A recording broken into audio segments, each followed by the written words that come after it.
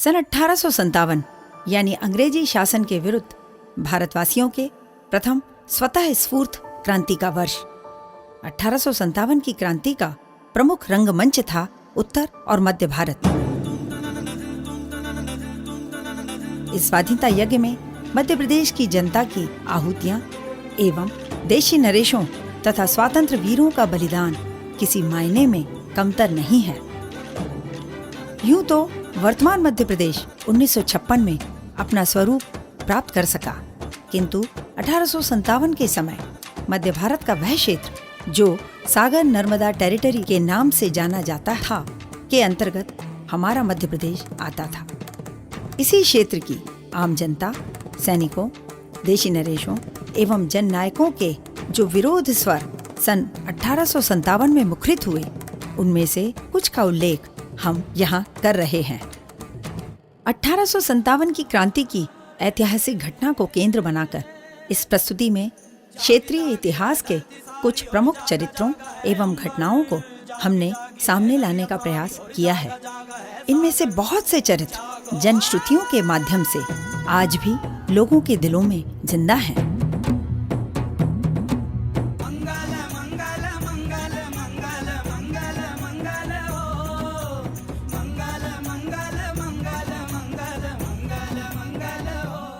भारतीय स्वतंत्रता आंदोलन में भूतपूर्व भोपाल राज्य की जनता के योगदान का इतिहास अधूरा रहेगा यदि हम सन 1857 की क्रांति में उनकी कुर्बानियों का उल्लेख न करें। रियासत भोपाल की तत्कालीन रीजेंट सिकंदर जहां बेगम अंग्रेजों की तरफदार थी। उस समय की भोपाल की आंतरिक स्थिति के लिए मशहूर शायर मीर तकी मीर के शब्दों को उल्लेखित किया जा सकता है। भोपाल जो एक शहर था, आलम में इंतखाब रहते थे मुंतखे भी, जहां रोजगार के उसको फलक ने लूट कर वीरान कर दिया, हम रहने वाले हैं इसी उजड़े दयार के। रियासत भोपाल में 1857 की क्रांति के 4 प्रमुख केंद्र थे। पहला केंद्र बैरसिया था, जिसके नेता शुजात खां और कामदार खां थे।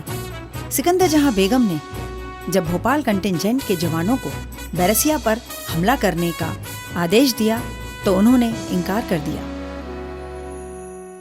भोपाल में क्रांति का दूसरा केंद्र सीहोर था, जिसके नेता वली शाह, महावीर, रमजूलाल और आरिफ शाह थे। यहीं पर 1857 में वैकल्पिक सरकार का सिपाही बहादुर के नाम से गठन किया गया था।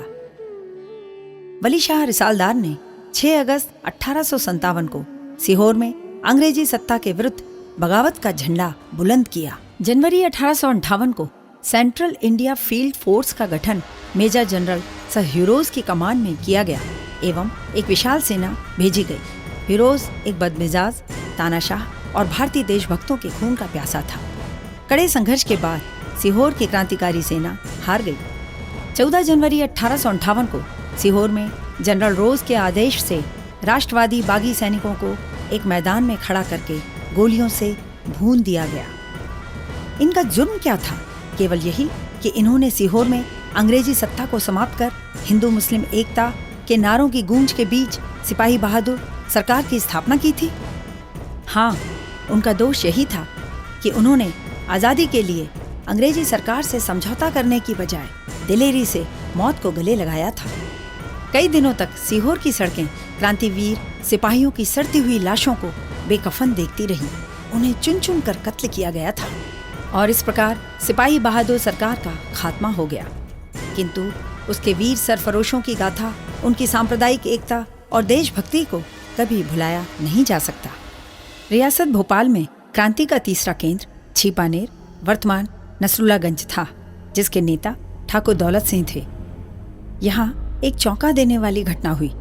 इस कस्बे के एक मकान पर हिंदी में एक विज्ञापन चिपका हुआ पाया गया, जिसमें अंग्रेजी सरकार को खत्म कर देने की अपील की गई थी।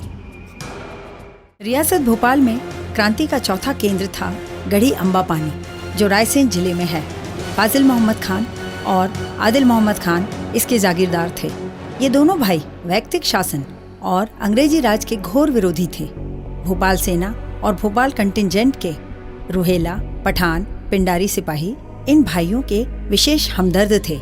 इन्होंने राहतगढ़ के किले पर अधिकार कर लिया। राहतगढ़ को सागर जिले का द्वार कहा जाता है।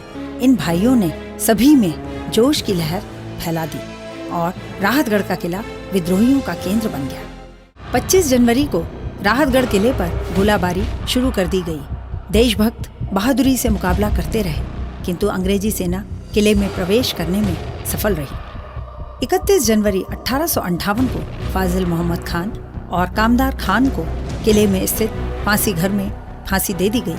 फांसी के बाद यहाँ से लाश सीधे बीना नदी में जाती थी। आज भी यह फांसी घर और उसके अवशेष किले में मौजूद है।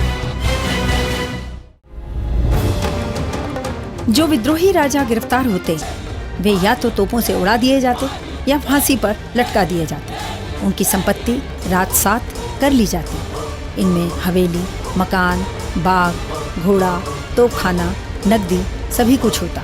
केवल खाने पकाने के तांबे पीतल के जरूरी बर्तन छोड़ शेष सभी सामान जब्त कर लिया जाता था। उनकी चमड़ी उतार ली जाती, मगर रुककर अंग्रेज कभी यह नहीं सोचते कि कैसा लगता है चमड़ी का उतारा जाना। हमारे यहाँ शहीदों की एक लंबी कतार रही है। आज वो नहीं तो क्या, उनका संदेश तो है, उनका चरित्र तो है।